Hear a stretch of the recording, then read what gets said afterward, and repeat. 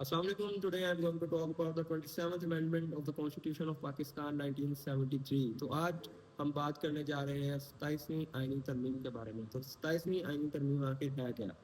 Basically 27वीं आईनी तरमीम को समझने के लिए हमें सबसे पहले ये समझना पड़ेगा कि हमारे वो स्टेट के कौन से 3 अदारे हैं जिनके ऊपर हमारी स्टेट के जो अफेयर्स हैं वो चल रहे हैं। तो सबसे पहले मैं आपको बताता चलूँ कि हमारा लेजिस्लेटिव अदारा आता है जो कि इस कानून साजी के अमल को जो है वो सर अंजाम देता है। और फिर सेकंड नंबर पे हमारा एग्जीक्यूटिव अदारा है जो कि उस कानून को एग्जीक्यूट करवाता है।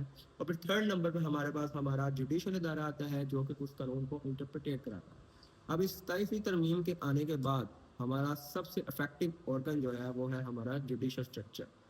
बेसिकली ये जो 3 टायर रिलेशन मैंने अभी एक्सप्लेन किया है, ये वो 3 अदारे हैं या ये वो 3 बॉडीज़ हैं हमारी स्टेट की जिनके ऊपर स्टेट के मामला चलते हैं और ये एक दूसरे के ऊपर चेक एंड बैलेंस को मेंटेन रखते हैं। अब इस आईनी तरमीम के बाद हमारा जो check and balance from the side of judiciary था वो मुकम्मल तौर पर एंड हो चुका है।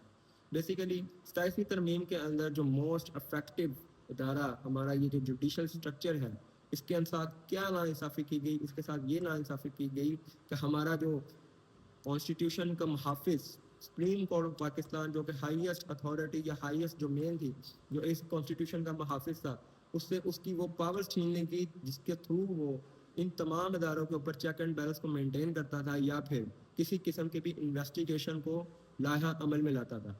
तो इन्वेस्टिगेशन के लिए जो अब नया इदारा इन्होंने बनाया है, क्या बनाया है जी, इन्होंने प्रोविंशियल कॉन्स्टिट्यूशनल कोर्ट को इंट्रोड्यूस करवाया है जिसके पास सुप्रीम कोर्ट से भी ज़्यादा पावर्स हैं इस टाइम पे, जो कि तमाम कॉन्स्टिट्यूशनल केसेस को डील। उम्मीद करता हूँ कि अब आपको इस आईनी तरमीम की समझ आ चुकी होगी कि बेसिकली इस तरमीम के साथ जो हमारा जुडिशल ऑर्गन है उसको किस तरह से सेट असाइड करते हुए जो उस कॉन्स्टिट्यूशनल पावर्स थी वो उससे छीन ली गई और अब किसी किस्म का भी कोई भी चेक एंड बैलेंस जो है वो इन बकिया दो और के ऊपर नहीं रखा जा सकेगा।